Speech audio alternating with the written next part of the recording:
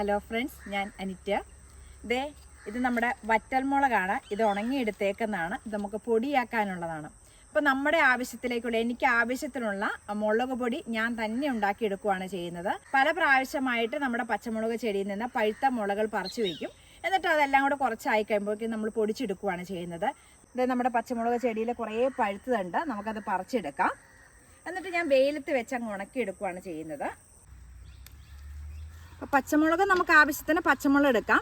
അതുപോലെ തന്നെ കുറച്ച് ഇതുപോലെ പഴുക്കാൻ ഇട്ടേക്കുവാണെങ്കിൽ നമുക്ക് മുളക് പൊടിയുടെ ആവശ്യവും നടക്കും. കൂടുതൽ കിട്ടുമ്പോൾ നമ്മൾ പുറത്ത് കൊടുക്കുന്നുണ്ട്. അതുപോലെ തന്നെ നമ്മുടെ ആവശ്യത്തിനുള്ള മുളക് പൊടി നമ്മളിവിടെ തന്നെയാണ് ഉണ്ടാക്കിയെടുക്കുന്നത്.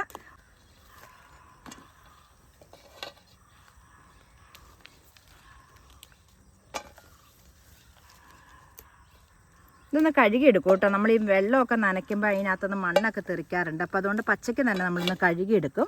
കഴുകി വെയിലത്ത് വെച്ച് ഉണക്കുകയാണ് ചെയ്യുന്നത്. പച്ചമുളക് എടുക്കണമുണ്ടോ? ഇതിനകത്ത് നമ്മുടെ പച്ചമുളകിന് ആവശ്യത്തിന് എടുക്കുക, ബാക്കി അവിടെ നിർത്തുക. ഇതുപോലെ പഴിപ്പിച്ചിട്ട് എടുക്കുകയാണെങ്കിൽ മുളക് പൊടിയുടെ ആവശ്യവും കൂടി നടക്കും.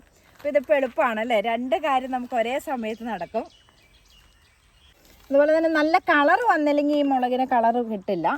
ഉണങ്ങി കഴിയുമ്പോഴേക്കൊരു കളർ മങ്ങി ഇരിക്കണ പോലെ തോന്നും. അപ്പോൾ നന്നായിട്ട് കളർ വന്നത് പറിക്കുവാണ് കൂടുതൽ നല്ലത്. ഇത് കണ്ടോ പച്ചമുളക് എടുക്കണത്? ഇതുപോലെ കൊലകൊത്തി കായ്ക്കും. ഞാൻ പറയാറുണ്ട്, നമ്മുടെ അടുക്കള വേസ്റ്റ്, അതായത് ഉള്ളിത്തൊണ്ട്, സവോളത്തൊണ്ട്, മുട്ടത്തോട്, തേയിലച്ചണ്ടി ഇതെല്ലാം പൊടിയാക്കിയിട്ട് ഇട്ട് കൊടുക്കും. ഇത് മാത്രം ഇട്ട് കൊടുക്കുന്ന പച്ചമുളക് ചെടിയിൽ നിന്നാണ് നമ്മൾ ഇതുപോലെ മുളക് പറിച്ചുകൊണ്ടിരിക്കുന്നത്. ഇതുപോലെ കായ്ക്കണമെങ്കിൽ നമ്മുടെ കിച്ചൺ വേസ്റ്റ് മാത്രം മതി.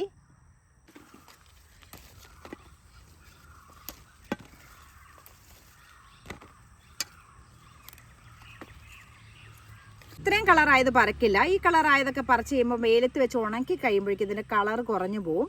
അപ്പോൾ നല്ല കളറായിട്ടേ പറിക്കുള്ളൂ. ഇതിനൊരു 3-4 ദിവസം കൂടെ കഴിയുമ്പോൾ പറിച്ച് ഉണങ്ങുന്നതിൻ്റെ കൂടെ ഇട്ട് ഉണക്കും. ഇതിപ്പോൾ നമ്മൾ ഇപ്പോൾ പറിച്ച പഴുത്ത മുളകാണ്. ഇത് ഉണങ്ങി വെച്ചിരിക്കുന്നതാണ്. ഇത് നമ്മൾ പൊടിച്ചെടുക്കാൻ പോവാണ്. നമ്മൾ വളരെ ഈസി ആയിട്ട് ചെറിയ മിക്സിയുടെ ജാറിനകത്ത് ഇതിൻ്റെ ഞെട്ടങ്ങ് നമ്മൾ പറിച്ച് കളയും. എന്നിട്ട് നമ്മുടെ മിക്സിയുടെ ജാറിനകത്ത് പൊടിച്ചെടുത്ത് മുളക് പൊടി ഉണ്ടാക്കാൻ പോവാണ്.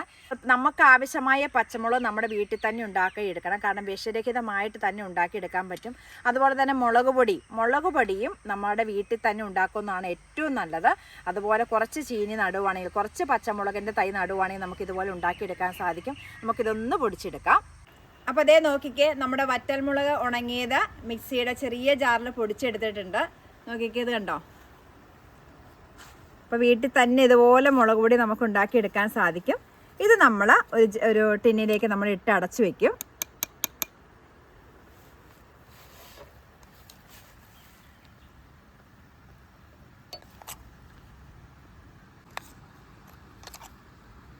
അപ്പോൾ നമുക്ക് ഇത്രയും മുളക് പൊടി കിട്ടിയിട്ടുണ്ട്. അപ്പോൾ നമ്മൾ ഒരാഴ്ച നമ്മൾ പറിച്ച മുളക് പൊടിയാണ് നമുക്ക് കിട്ടിയത്. അപ്പോൾ അത് അടുത്ത ആഴ്ചത്തേക്ക് ഇനി ഇത് നാളെ നമ്മൾ ഉണങ്ങാൻ വെക്കും. ഇത് നമ്മൾ ഇതുപോലെ തന്നെ പൊടിച്ചെടുത്ത് സൂക്ഷിച്ചു വെക്കും. അപ്പോൾ നമുക്ക് പുറത്ത് കടയിൽ നിന്ന് മേടിക്കേണ്ട കാര്യമില്ല. ജൈവ രീതിയിൽ തന്നെ മുളക് വളർത്തി നമുക്ക് ഇതുപോലെ വറ്റൽമുളക് ഉണ്ടാക്കിക്കൊണ്ട് നമുക്ക് മുളക് പൊടി ഉണ്ടാക്കിയെടുക്കാം. അപ്പോൾ എല്ലാവരുടെയും വീട്ടിൽ പച്ചമുളക് കൃഷി ചെയ്യണം. പച്ചമുളക് ആവശ്യത്തിന്, അതുപോലെ തന്നെ ബാക്കിയുള്ളത് ഇതുപോലെ വറ്റൽമുളക് ആക്കിയെടുക്കാൻ സാധിക്കും. അതുപോലെ തന്നെ മുളക് പൊടി വീട്ടിൽ തന്നെ ഉണ്ടാക്കിയെടുക്കാൻ ശ്രമിക്കുക. അപ്പോൾ നിങ്ങൾക്ക് എല്ലാവർക്കും വീഡിയോ ഇഷ്ടമായെങ്കിൽ ലൈക്ക് ചെയ്യുക. ചാനൽ സബ്സ്ക്രൈബ് ചെയ്യാത്ത കൂട്ടുകാരെ ചാനലൊന്ന് സബ്സ്ക്രൈബ് ചെയ്യുക. മറ്റൊരു വീഡിയോയുമായി നമുക്ക് അടുത്ത ദിവസം കാണാം. എല്ലാവർക്കും നന്ദി.